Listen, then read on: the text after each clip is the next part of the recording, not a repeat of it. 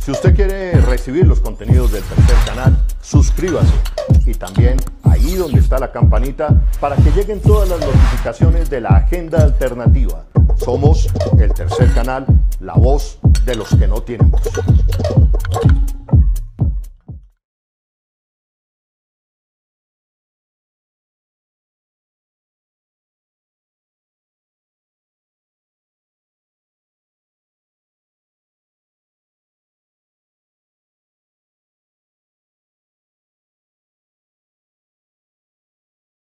Sobre la expedición de la resolución de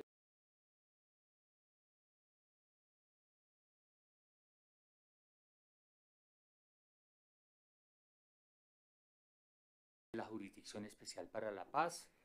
Hoy estamos aquí para hablar sobre la expedición de la resolución de conclusiones del subcaso Costa Caribe en el caso 03, conocido comúnmente como el de falsos positivos.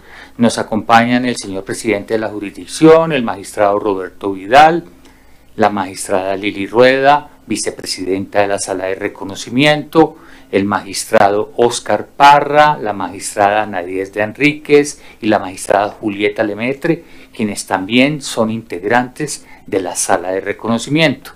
Sin más preámbulos, quiero darle la palabra al magistrado Óscar Parra para que haga lectura del comunicado que explica más en detalle los alcances de esta resolución de conclusiones. Después de esa lectura daremos paso a las preguntas de los periodistas. Doctor Parra. Gracias. La Jurisdicción Especial para la Paz expide la resolución de conclusiones número 3 respecto a 12 imputados del Batallón La Popa por falsos positivos. Ellos son postulados ante el Tribunal para la Paz para que les imponga sanciones propias. La Sala de Reconocimiento de Verdad concluyó que los imputados por crímenes de guerra y lesa humanidad reconocieron su responsabilidad y aportaron verdad completa, detallada y exhaustiva. Los procesos de los coroneles en retiro Publio Hernán Mejía, Juan Carlos Figueroa y José Pastor Ruiz Maecha quedan en manos de la Unidad de Investigación y Acusación. Entre el 9 de enero de 2002 y el 9 de julio de 2005, el balance de la Sala es que integrantes del Batallón La Popa fueron responsables de 135 asesinatos y desapariciones forzadas. Se trata de la tercera resolución de conclusiones de la Sala de Reconocimiento de Verdad y la segunda resolución de conclusiones que se emite en relación con el caso 3. La sanción propia tiene dos componentes, uno reparador y restaurador y otro de restricción efectiva de libertades y derechos, la cual puede extenderse hasta por 8 años y debe ser verificada y monitoreada por Naciones Unidas.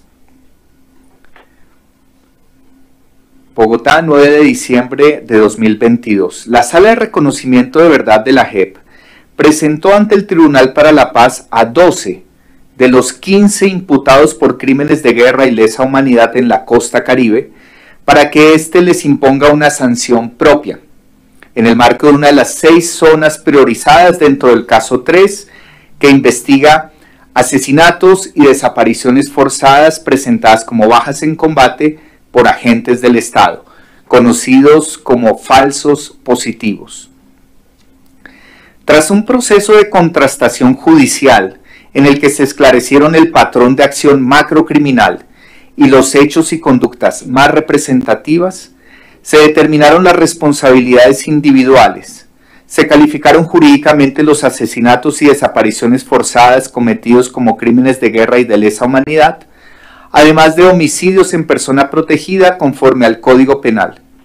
Se recibieron los reconocimientos escritos de los imputados y se llevó a cabo la audiencia pública de reconocimiento en Valledupar, Cesar. La JEP, luego de este proceso, emite entonces la tercera resolución de conclusiones, que es la segunda dentro del caso 03. A través de la resolución remitida a la sección de primera instancia para casos de reconocimiento de verdad del Tribunal Especial para la Paz, que se encargará de imponer las sanciones propias a las que haya lugar, la magistratura determinó que los imputados reconocieron su responsabilidad y aportaron verdad completa, detallada y exhaustiva. Así, conforme a la Constitución y la ley, los 12 comparecientes que participaron en la audiencia de reconocimiento de verdad el 18 y 19 de julio de 2022 son elegibles para la imposición de una sanción propia. Los oficiales y suboficiales del Ejército Nacional remitidos por la Sala para la imposición de las sanciones con el más alto componente restaurador y reparador son el mayor retirado Guillermo Gutiérrez Riveros, quien fungió como comandante de batería y oficial de operaciones, el teniente coronel retirado Eber Hernán Gómez Naranjo, quien fue responsable de la sección de operaciones y ejecutivo y segundo comandante, el sargento primero retirado Efraín Andrade Perea, quien estuvo al frente de la sección segunda, el sargento primero retirado Manuel Valentín Padilla Espitia, agente de inteligencia externa de la sección de inteligencia, y el teniente retirado Carlos Andrés Lora Cabrales, quien, además de haber sido comandante de batería, fue comandante del Grupo Especial Trueno.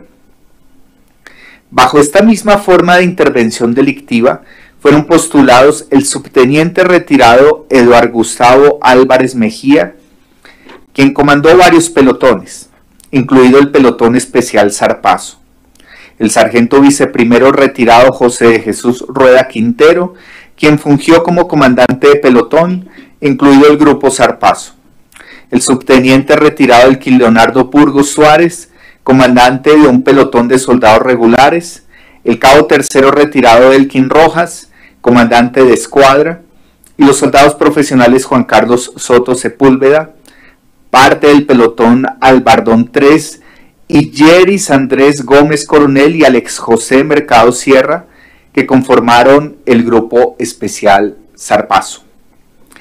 En cada uno de estos casos, la Sala de Reconocimiento evaluó si los imputados podían o no acceder a un tratamiento especial como la sanción propia, cuyo cumplimiento será verificado y monitoreado por la JEP y por las Naciones Unidas. Para ello, la Sala evaluó el contenido de sus aportes a la verdad y los reconocimientos de responsabilidad. Estos últimos deben cumplir con un estándar de 3 dimensiones. 1. Fáctica. Implica que cada compareciente que se refiera de manera precisa a su participación en el plan criminal y en los patrones determinados por la Sala. 2. Jurídica. Significa reconocer la naturaleza no amnistiable de las conductas y aceptar la modalidad de comisión imputada por la Sala. Y la dimensión 3, restaurativa, relacionada con la necesidad de nombrar y aceptar el daño causado a las víctimas y a la sociedad en su conjunto. Solo cumpliendo con esos requisitos será posible que los imputados puedan ser postulados a la única de los 3 tipos de sanciones que impone la JEP, que no conduce a la cárcel, pero restringe derechos y libertades y obliga a hacer contribuciones a la reparación de las víctimas y comunidades afectadas por el conflicto.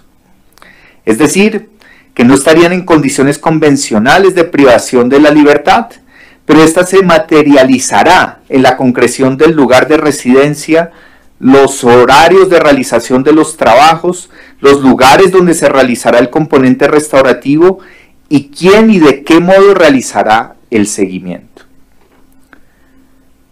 Reconocimientos y aportes a la verdad.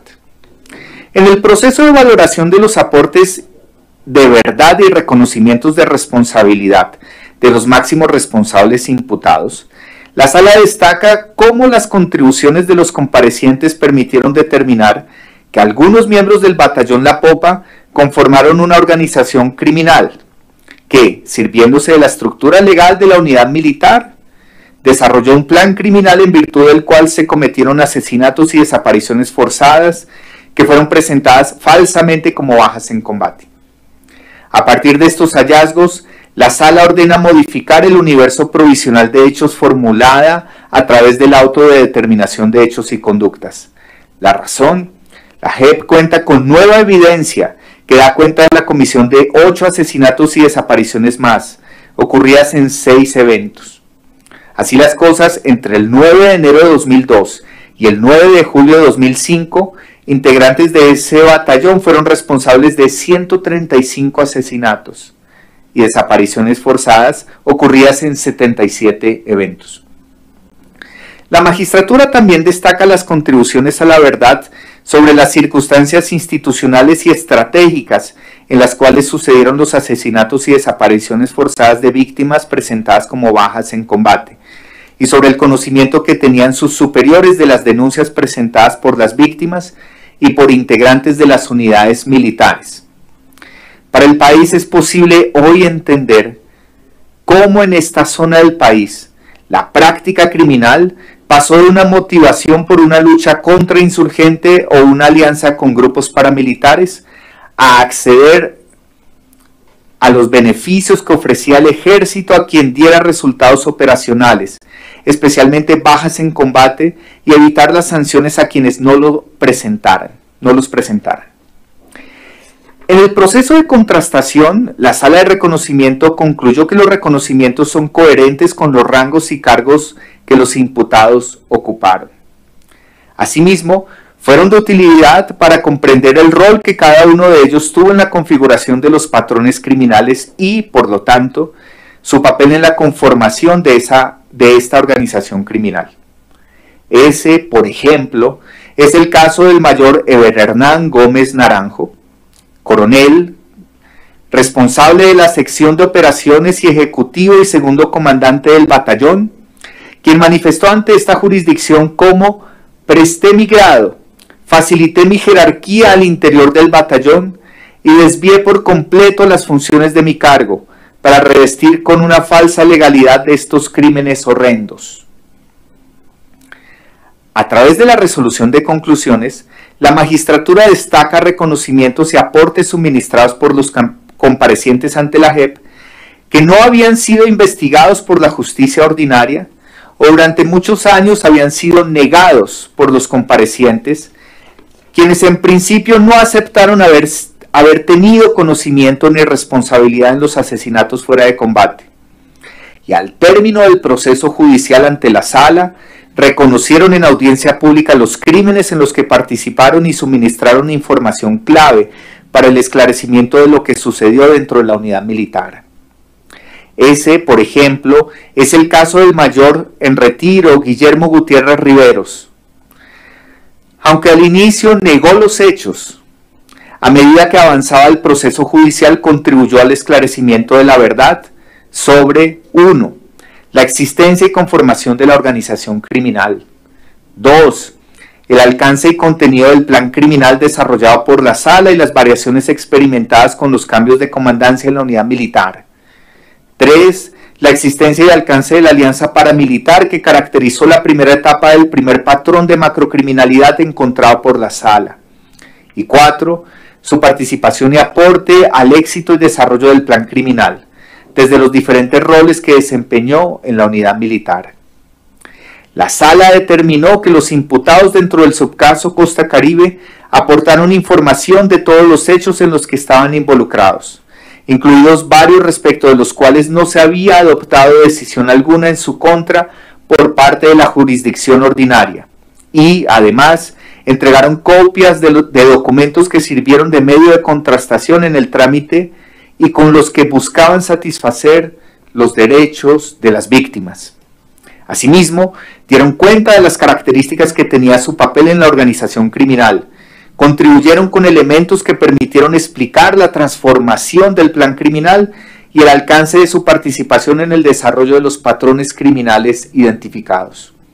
Finalmente, la magistratura advierte que en el caso de los coroneles en retiro Publio Hernán Mejía y Juan Carlos Figueroa Suárez, quienes decidieron no reconocer su responsabilidad, la sala ordenó informar a la Unidad de Investigación y Acusación sobre los nuevos casos documentados para que dicha unidad, en el marco del procedimiento adversarial que está realizando, adopte las decisiones que correspondan. De las 199 bajas que reportó la unidad mientras estas dos personas estuvieron al frente, 135 fueron ilegítimas.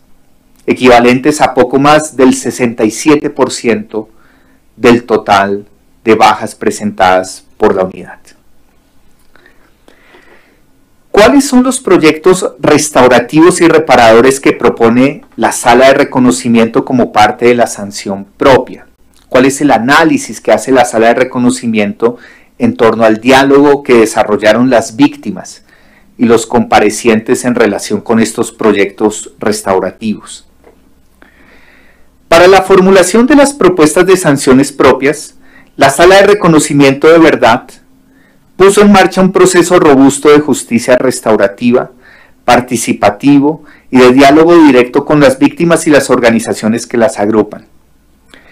La metodología tuvo, dentro de sus objetivos, la exploración de elementos que permitieran adoptar de manera transversal los enfoques diferenciales dentro del componente restaurativo de la sanción propia. Para ello, se tuvieron en cuenta las afectaciones desproporcionadas que sufrieron pueblos indígenas Wiwa y Cancuamo, mujeres, niñas y adolescentes. Durante los encuentros se buscó promover el diálogo abierto y respetuoso sobre las diversas aproximaciones que pudieran existir a los elementos estructurantes de la formulación de propuestas de trabajos, obras y actividades con contenido reparador y restaurador, TOARS. La Sala de Reconocimiento le remite al Tribunal para la Paz: 1. Las iniciativas presentadas por los comparecientes imputados como máximos responsables que aceptaron verdad y responsabilidades en audiencia pública. 2. Los criterios y líneas temáticas restaurativas construidas de manera participativa con las víctimas. 3. Las observaciones orales y escritas que presentaron las víctimas a las propuestas de los comparecientes. 4. La caracterización de daños desproporcionados que logró documentar la Sala. 5. Las observaciones escritas del Ministerio Público. Y 6. Las diversas iniciativas de TOARS que propusieron víctimas y representantes de las autoridades indígenas Wiwa y Cancuamo, quienes participaron de los encuentros promovidos por la JEP. En total son 4 propuestas del componente restaurativo de las sanciones propias que, formuladas por los comparecientes y valoradas y aprobadas por la Sala, son las siguientes.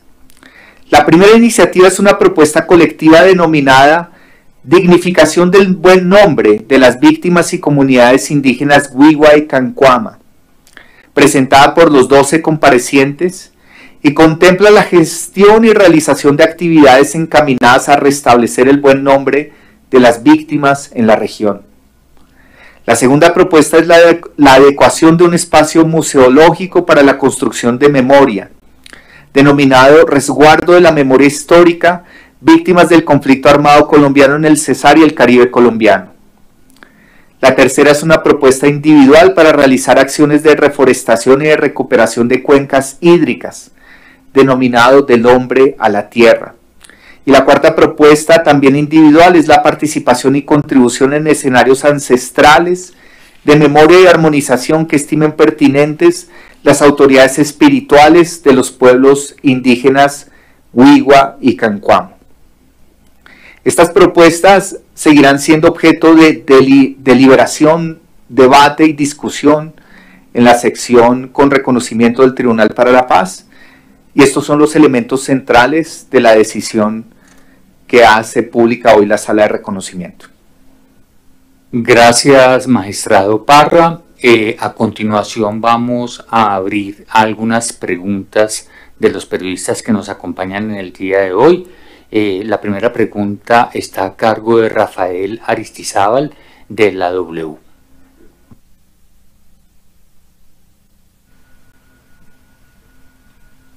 Buenos días para todos. Tengo 3 preguntas.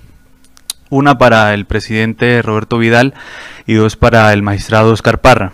La primera, o las primeras 2 para el magistrado Oscar Parra, es: ¿cuál fue la participación de las víctimas en la consolidación de estas 4 propuestas de proyecto que se entrega a la sección de reconocimiento de responsabilidad. Y la segunda de ellas es cuál fue el estándar de verdad que se verificó por parte del despacho y la sala, sobre todo porque las víctimas en sus observaciones señalaron que algunas de esas verdades que habían entregado pues no eran completas ni exhaustivas. Y en el caso del magistrado, del presidente Vidal, le pregunto, en los casos de los coroneles Mejía, Figueroa y el coronel Ruiz Maecha, hace varios meses ya se remitieron estos casos a la OIA. ¿Qué ha pasado con esos casos? ¿Cuándo se van a empezar a conocer decisiones, llamados a audiencias o más allá del mero proceso investigativo? Gracias. Quiero resaltar que el proceso de participación de las víctimas no solamente fue este último desarrollado en los últimos meses después de la audiencia de reconocimiento, sino que desde ya hacía 2 y 3 años habíamos empezado discusiones sobre diagnósticos de los daños, por ejemplo. Hay un componente central de esta decisión muy anclada en los daños que fueron construidos en los diálogos con las víctimas, por ejemplo, el daño a la memoria y el buen nombre, el daño a la integridad cultural del pueblo Wiwa y del pueblo Cancuamo, el daño a la salud individual, la salud colectiva de las comunidades, el daño al futuro de los individuos y núcleos familiares, el daño al futuro de las colectividades, incluso en esos diálogos participativos con las víctimas se habló de daños intergeneracionales, el daño asociado a la pérdida de armonía de la colectividad, el daño al territorio que caracterizamos en la imputación, el daño asociado a las afectaciones físicas, psicológicas, espirituales, económicas, culturales, sufridas, por ejemplo, por mujeres de los pueblos Cancuamo y del pueblo Wiwa. Incluso el enfoque mujer, familia, generación tuvo allí un rol importante para este efecto. El daño a la autonomía e integridad política y organizativa y a la legitimidad institucional del ejército, y daños asociados a la seguridad física y psíquica. Quise resaltar esto, que lo resaltamos también en la resolución de conclusiones. ¿Por qué? Porque esa determinación de daños nos tomó varios años. Y allí participaron a profundidad las víctimas. Por eso entonces en la audiencia de reconocimiento, ese fue un tema central para direccionar gran parte de los reconocimientos de los daños. Y por eso, cuando empezamos encuentros con las víctimas con posterioridad a la audiencia, los daños fueron cruciales al respecto. Nosotros impulsamos 3 tipos de escenarios, algunos virtuales, de diálogos con las víctimas, sus representantes legales y las autoridades tradicionales y espirituales del pueblo Wiwa y del pueblo Cancuamo. Hicimos reuniones en Valledupar con las víctimas. Algunas víctimas se desplazaron de algunas ciudades cercanas a Valledupar. Hicimos diálogos también con las autoridades. Hicimos diálogos con los comparecientes para que los comparecientes tuvieran en cuenta propuestas y criterios de las víctimas. Por ejemplo, las víctimas plantearon líneas restaurativas prioritarias en temas de memoria, en temas de infraestructura, en temas de educación y cultura y en temas de productividad. Y se pronunciaron frente a propuestas iniciales que habían planteado los comparecientes. Entonces, los comparecientes han hecho algunos ajustes a los proyectos a la luz de lo que han planteado las víctimas. Por eso entonces consideramos desde la sala que se ha abierto un proceso participativo que no se cierra en esta etapa, que continuará ante el tribunal, pero que es suficiente para darle un piso de legitimidad a las propuestas. Eso en cuanto entonces, en cuanto se refiere a la participación de las víctimas en las propuestas que se han hecho. Ahora, frente al tema del estándar de verdad, es cierto que las víctimas han planteado una serie de críticas, tanto durante la audiencia de reconocimiento como con posterioridad a la audiencia de reconocimiento. Esas críticas cobijan, por ejemplo, análisis de hechos individualmente considerados y circunstancias particulares en hecho a hecho de lo ocurrido. También los alcances de manifestaciones de reconocimiento que han hecho algunos de los comparecientes. Lo que hemos hecho nosotros es una valoración a nivel de lo que corresponde a lo que imputamos y le hemos dado un especial valor a la contribución de los comparecientes a esclarecer los patrones de macrocriminalidad. Sabemos que hay unos debates en hechos puntuales, individualmente considerados, pero creemos que en las audiencias que va a impulsar el Tribunal para la Paz, ese puede ser un objeto de debate ulterior que se puede tener ante el tribunal.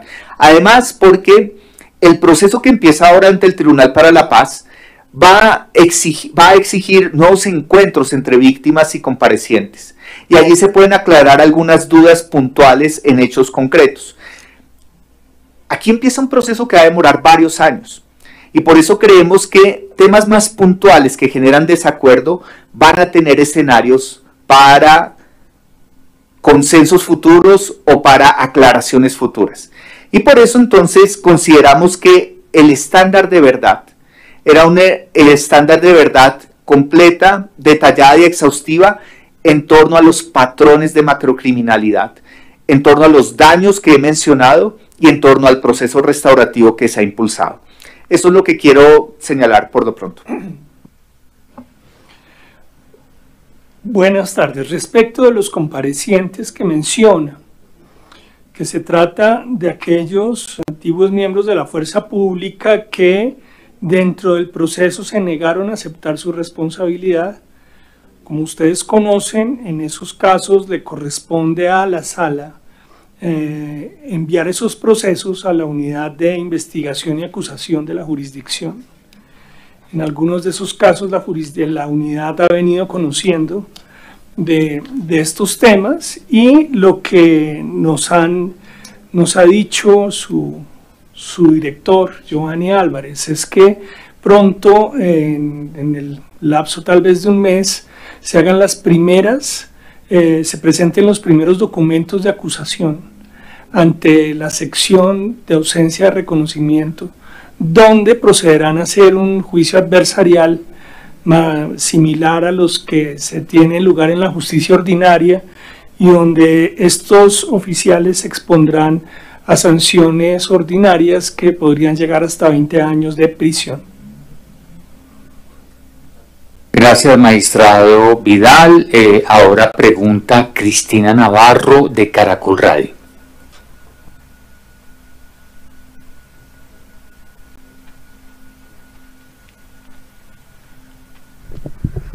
Buenas tardes para todos.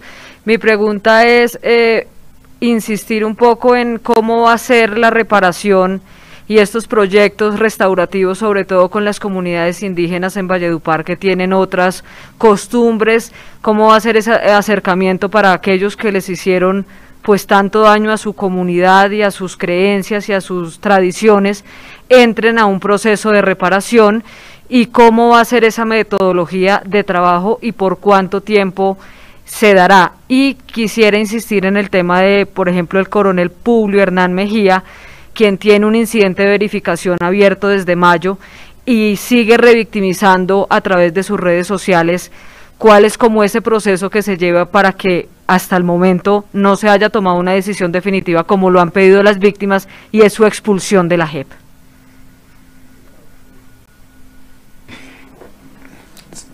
Voy a comenzar sobre esa última pregunta, sin perjuicio de los complementos que pueda hacer el presidente de la JEP, pero insistir en que ese incidente de verificación del cumplimiento del régimen de condicionalidad está actualmente en trámite ante la sección con ausencia de reconocimiento. Ellos han convocado una audiencia específica sobre el caso del coronel Mejía, y en ese sentido, en esa audiencia se va a desarrollar un foro público de debate sobre lo que usted plantea, los alcances de las responsabilidades que tiene el coronel Mejía, incluso al no haber reconocido su responsabilidad.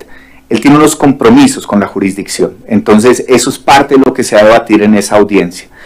De mi parte dejaría hasta ese punto, y sobre este otro tema que usted plantea, es sin duda un desafío. Nosotros como jurisdicción hemos tenido reuniones durante 4 años con autoridades indígenas del pueblo Cancuamo y del pueblo Wiwa. Yo mismo personalmente he ido a territorio a reunirme con esas autoridades. Incluso ellos con especial generosidad nos han invitado a discusiones que se han impulsado sobre los proyectos de reparación colectiva que ya venían andando frente a los pueblos Cancuamo y pueblo Wiwa. Por eso nosotros queremos articular estos esfuerzos con procesos de articulación interinstitucional que van marchando frente al caso de los pueblos Cancuamo y Wiwa, con diversos desafíos de recursos económicos y de implementación. Pero le quiero poner de presente algo que dijimos en esta resolución de conclusiones que hacemos pública hoy. Por ejemplo, en un tema como el tema de medio ambiente y los aspectos de reparación al daño cometido contra el territorio.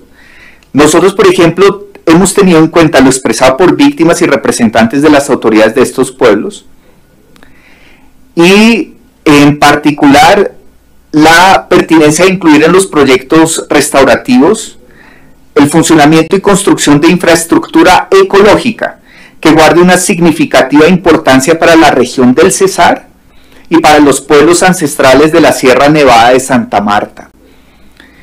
Esto debido a que, bajo la cosmovisión y saberes propios de las comunidades indígenas, los hechos victimizantes ocasionaron, entre otros efectos, la pérdida del equilibrio ecológico y espiritual de las comunidades y territorios ancestrales. Entonces decimos hoy en la resolución de conclusiones, decimos expresamente, las acciones de reforestación y de recuperación de cuencas hídricas, ya sea en territorios ancestrales de los pueblos Wiwa y Cancuamo o en inmediaciones del municipio de Valledupar, cumplen con el potencial restaurador y reparador de diferentes daños que fueron documentados por la Sala en el auto 128, como lo son daños al territorio entendido como un sujeto de derechos, de consulta, de bienestar y de medidas de reparación y pérdida de la armonía cultural y espiritual de las comunidades. Y complementamos, y con esto termino la respuesta, las acciones y medidas de reforestación y de recuperación de cuencas hídricas aquí propuestas guardan plena correspondencia con los trabajos, obras y actividades enlistados en el artículo 141 de la Ley Estatutaria de la JEP, como posibles líneas de sanción propia a desarrollar en concordancia con las políticas públicas del Estado en materia de paz. En particular, tienen el potencial de ser articuladas dentro de los programas de protección medioambiental en zonas rurales y programas de construcción y reparación de infraestructura en zonas urbanas. Sin embargo, tal como se presenta a continuación y lo exponemos en la resolución, por ahora solo hemos avanzado en una etapa inicial de diálogo con algunas instituciones, pero el marco general de este enfoque medioambiental en los proyectos de sanción propia queda fijado entonces en este auto y por eso esperamos profundizarlo en los siguientes pasos que siguen ante la sección con reconocimiento. Gracias, magistrado Parra. A continuación pregunta Santiago Rodríguez de la Silla Vacía.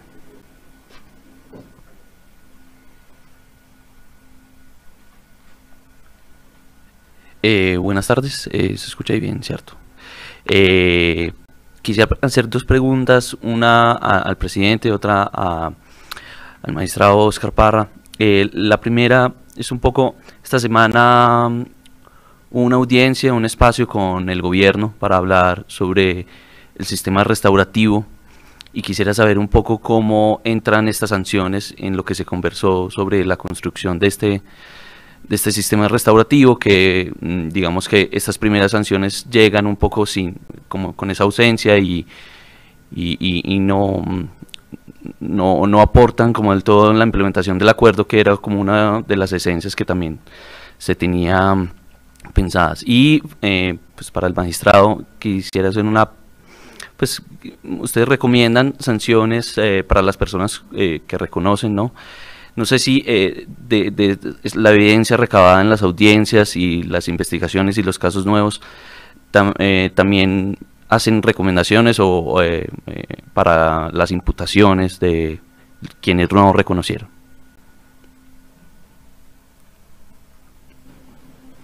Bien, respecto de la primera pregunta, muchas gracias. Efectivamente, esta semana tuvimos la ocasión, desde convocada por la sección con reconocimiento de verdad y responsabilidad, de tener una audiencia pública en la que fueron convocadas casi 20 organizaciones o entidades del Estado responsables del sistema restaurativo. La idea del sistema es que nosotros en la jurisdicción, dentro del proceso judicial, diseñamos las sanciones propias, tal cual lo ha venido explicando mi colega, el doctor Parra, y esas sanciones, una vez diseñadas e impuestas, o incluso antes como sanciones anticipadas, tienen que ejecutarse como proyectos que tienen grandes requerimientos para su puesta en marcha, desde condiciones de seguridad, elementos de implementación y diseño, financiación y monitoreo hecho por las Naciones Unidas. Entonces, con esa finalidad realizamos la audiencia con una respuesta muy positiva de parte de las organizaciones, de las entidades convocadas, lideradas por el Ministerio de Hacienda, el director del Departamento Nacional de Planeación, varios ministros de ramos que están involucrados en esto.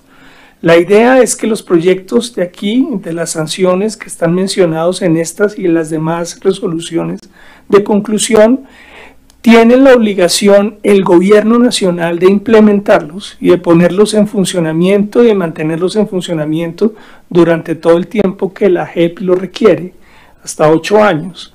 Y entonces en eso estamos avanzando, y estos proyectos que están enumerados aquí están destinados a integrarse dentro de ese sistema y quedar a cargo de un sistema tripartito, reitero, en que está el gobierno nacional, la Jurisdicción Especial para la Paz y un componente muy importante de monitoreo de parte de la misión de verificación de las Naciones Unidas en Colombia.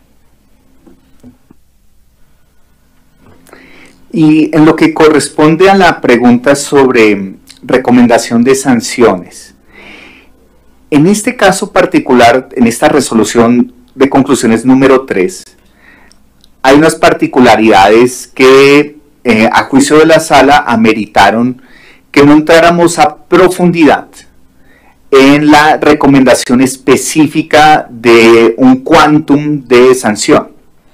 ¿Por qué razón? Aquí quiero resaltar lo siguiente. Primero, este es uno de los casos,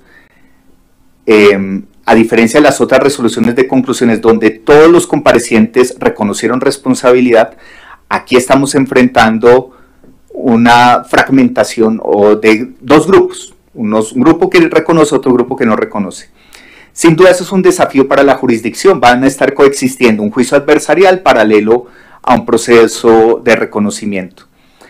Y también quiero resaltar que por la misma metodología del caso 3, donde estamos trabajando de abajo hacia arriba, una valoración más global de ese quantum asociado a los roles de máxima responsabilidad según escalas, sea territorial o sea nacional, es una tarea que consideramos puede desarrollar más a profundidad el Tribunal para la Paz. Cuando tenga más resoluciones de conclusiones en trámite y comparando las diversas escalas que estamos analizando. Entonces, en suma, ¿qué hacemos en la resolución de conclusiones? En la línea de lo que venimos trabajando, le ponemos de presente diversas circunstancias de lo que nos han planteado las víctimas, en los reconocimientos de lo fáctico, lo jurídico y lo restaurativo, y la discusión más específica de los montos de sanción. El quantum de sanción quedaría entonces a cargo del Tribunal para la Paz en las circunstancias específicas de esta resolución. Gracias, magistrado Parra. El turno es para Diego Espitia de RCN Radio. Magistrados, buenas tardes. Hay una queja generalizada y reiterada por parte de las víctimas que dicen que no solamente en esta ocasión de la resolución de hoy, sino también la del subcaso de Catatumbo, los comparecientes que fueron elegidos o que están o figuran para estas sanciones propias no aportaron la suficiente verdad a todo el proceso de construcción de verdad. ¿Cómo se le responde a las víctimas? ¿Cómo se le dice a las víctimas que la JEP va a garantizar que sientan satisfecho su derecho a la verdad?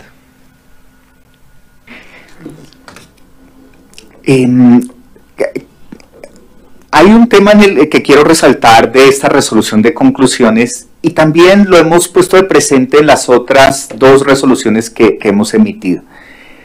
Los puntos de vista de las víctimas en estos temas tan complejos de la justicia transicional no son homogéneos.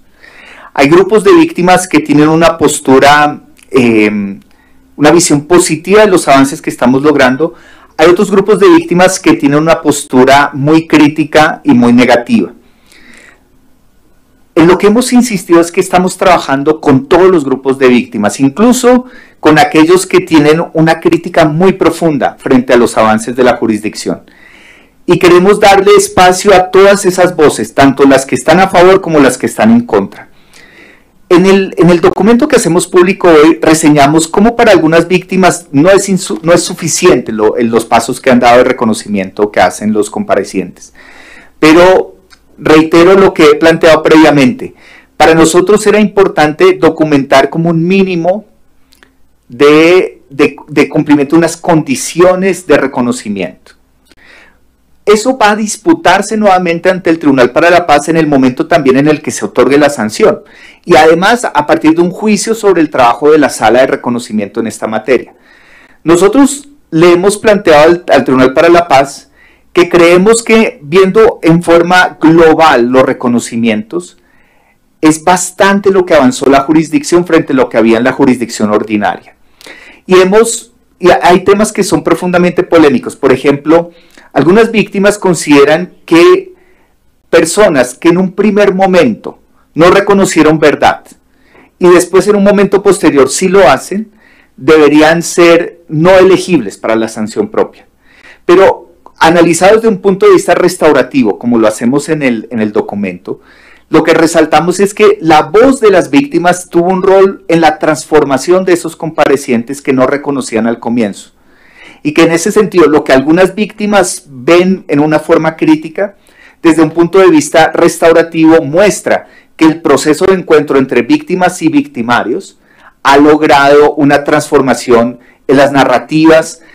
Comparecientes que se negaban a reconocer hechos o negaban responsabilidades o mantenían distancia frente a los hechos transformaron su visión y le hemos dado un rol y un valor restaurativo a esa transformación.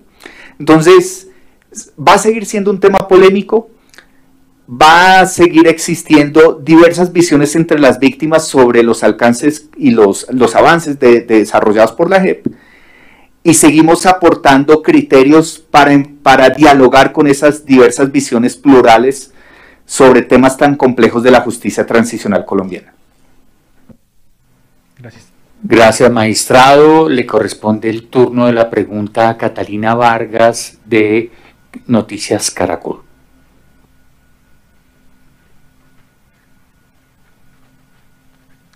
Magistrados, buenas tardes. Bueno, lo primero que quiero preguntarles es cómo va a ser ese tema del juicio adversarial. En la justicia ordinaria este tipo de juicios son públicos. ¿Estos juicios acá en la jurisdicción van a ser igual, van a ser públicos? ¿La gente de la ciudadanía del común va a tener acceso a ellos? ¿Va a haber contrastación entre la defensa y también lo que tenga en su momento pues la Fiscalía de la JEP, por decirlo así? Y la segunda pregunta va en torno a qué ha pasado en casos como el del general Mario Montoya, que tampoco pues ha aceptado su responsabilidad en estos casos de falsos positivos. Hace poco dio una nueva versión, pero ¿qué ha pasado con él? ¿Qué va a pasar en el caso de él, por ejemplo? Gracias.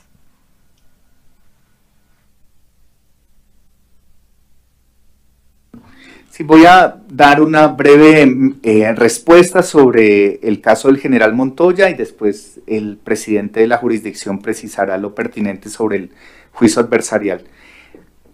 El general Montoya está vinculado al caso 3 en diversos escenarios.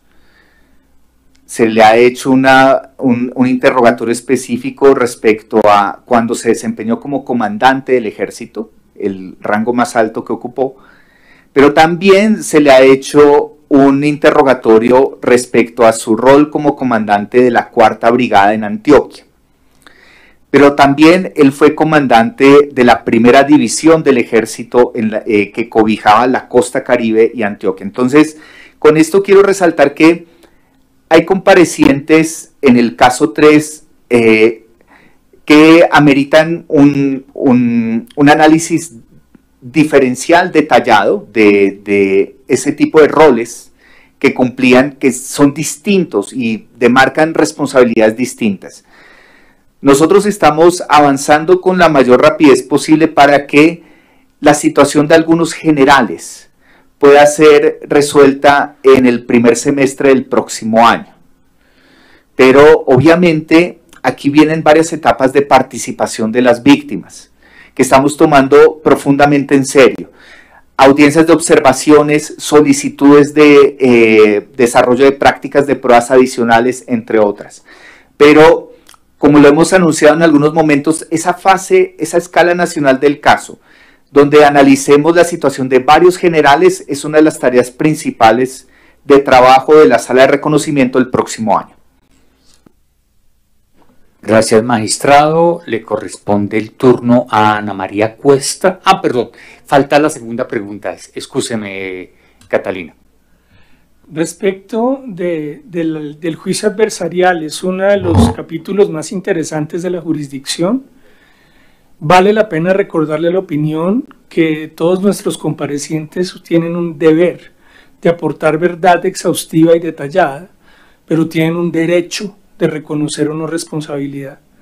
Y los que deciden, ejerciendo ese derecho, no reconocerla, van a la vía adversarial. Decíamos también que esa vía adversarial tiene una similitud mayor con el juicio en la justicia ordinaria, y en ese sentido, estas personas, nuestra fiscalía, nuestra unidad de investigación y acusación, decide acusar a estas personas después de una investigación adicional. Allí estas personas tienen su derecho al juzgamiento en doble instancia, por eso van a la sección de ausencia de reconocimiento y después tienen la posibilidad de apelar ante nuestra sección de apelaciones. Estas personas allí también tienen garantizado su derecho de defensa, ya sea por sus abogados de confianza o abogados proveídos por la misma jurisdicción. Y finalmente es un proceso plenamente público en el que hay contradicción, como es necesario en los juicios, contradicción de todas las pruebas por parte de las partes, y a partir de esa contradicción le corresponderá a los jueces tomar las decisiones, y allí vale la pena insistir con una consecuencia distinta a la del reconocimiento, y es que dependiendo de un momento en que si llegaran a reconocer a lo largo de ese proceso adversarial, entonces tendrían unas sanciones alternativas, y si definitivamente no hay reconocimiento y son vencidos en juicio, enfrentan las sanciones ordinarias. Las dos ya son sanciones de cárcel de hasta 20 años. Gracias, presidente. Ahora sí le toca el turno a Ana María Cuesta de CMI Canal 1. Buenas, ¿cómo están, magistrados? Quería preguntarles qué pruebas hay en contra de Publio y en contra de Juan Carlos Figueroa. La pregunta va encaminada así: solo con una prueba testimonial, solo con el dicho de sus subalternos, ellos podrían ser condenados en el juicio adversarial. Y la segunda pregunta es, estos 135 asesinatos que cometió el batallón La Popa, ¿fueron ejecutados por paramilitares también o fueron balas disparadas por el ejército? Y también, ¿cuál es el perfil de las víctimas? Si mataron LGTBI, indígenas, ¿a quiénes mataron? Gracias. Bueno, voy a dar una síntesis de algo que precisamos con más detalle el año pasado en los escenarios de imputación. Pero el punto de partida que quiero resaltar frente a este tema es que frente al coronel Mejía, estamos hablando que la imputación que le ha hecho la Sala de Reconocimiento cobija 76 asesinatos, es decir, 76 personas asesinadas, y frente a el coronel Figueroa, 59 personas asesinadas durante su comandancia. Es decir, nosotros hicimos un trabajo muy detallado, valorando el tipo de resultados que ellos presentaron en sus comandancias, y pudimos dar cuenta que dentro de los resultados que presentaba el coronel Mejía, el 88% de los resultados presentados ha sido caracterizado como asesinatos, como resultados ilegítimos. Y en el caso del coronel Figueroa, el 52% de sus resultados fueron ilegítimos. Este es un punto de partida importante para articular también testimonios que recibimos de los comparecientes que hoy han reconocido responsabilidad ante la JEP y que hoy enviamos para sanción propia ante el Tribunal para la Paz. Allí recibimos no una ni dos, sino varias manifestaciones de militares sobre diversos roles que pudieron tener el coronel Mejía y el coronel Figueroa en los planes criminales asociados a la planeación, a la ejecución y al encubrimiento de estos crímenes. Aquí también quiero resaltar que por el tipo de fenómeno que estamos enfrentando, en muchas ocasiones la intervención de superiores estuvo muy anclada en algunas de esas fases, pero sin entrar en unos detalles tan expresos o explícitos como uno podría esperar en lo que ocurre en un crimen ordinario. Estos son crímenes de sistema. Estamos hablando de más de 135 asesinatos en los que intervinieron más de 100 militares, de los cuales estamos diciendo 15 tuvieron una máxima responsabilidad y ahí están entre ellos el coronel Mejía y el coronel Figueroa. Ahora, en particular frente al coronel Mejía nosotros precisamos, analizamos a detalle las precisiones que él nos hacía para plantear su inocencia y fuimos desvirtuando una a una desde el estándar de prueba de la sala. ¿Qué dijimos? Le otorgamos un especial rol a la creación de grupos especiales que estaban exclusivamente bajo su mando. Los grupos especiales Zarpazo y Trueno, por ejemplo, presentaron casi el 60% de estos asesinatos. Entonces, estos grupos especiales no seguían la línea de mando usual que ocurría con otros pelotones, sino que estaban a total disposición de las comandancias de batallón. Ese fue un referente importante. También testimonios que hablaban sobre la tergiversación del procedimiento militar de toma de decisiones. ¿Qué significa esto? Nosotros nos hemos metido en estos 5 años a profundidad a analizar las reglas operacionales.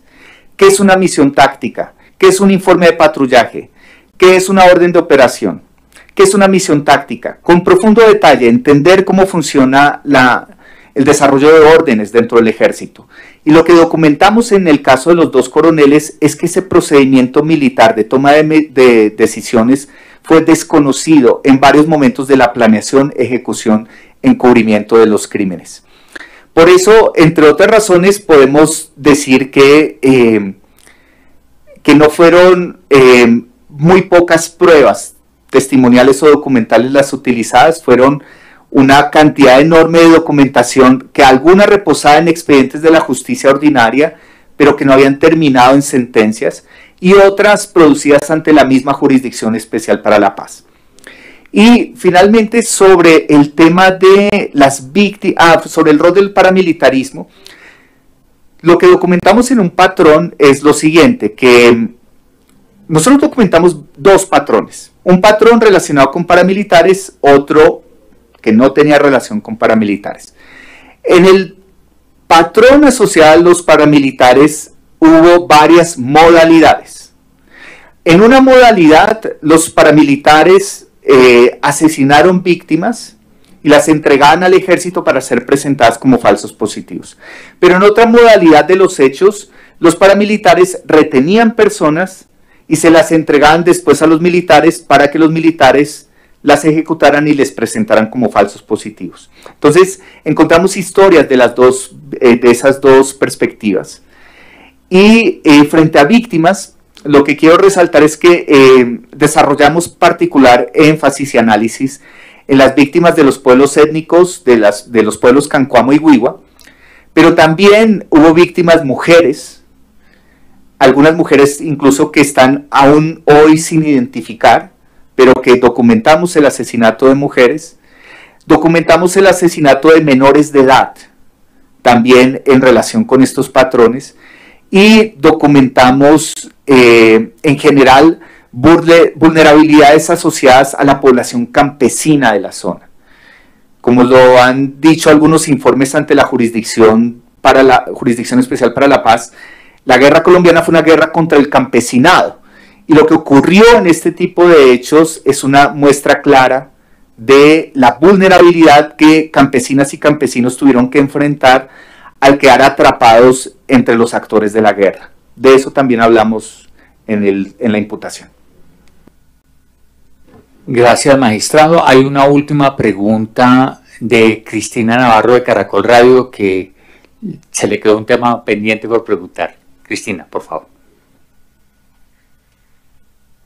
Pues es una curiosidad, y es que si por de pronto tener mayor alcance en cuanto a los proyectos reparadores definieron algún número, porque en el caso del exsecretariado de las FARC también fueron 4 propuestas de proyectos restauradores, y en esta que nos presentan el día de hoy también son 4. Quisiera saber si es una casualidad o si es como una propuesta para tener como un avance más grande en temas restauradores.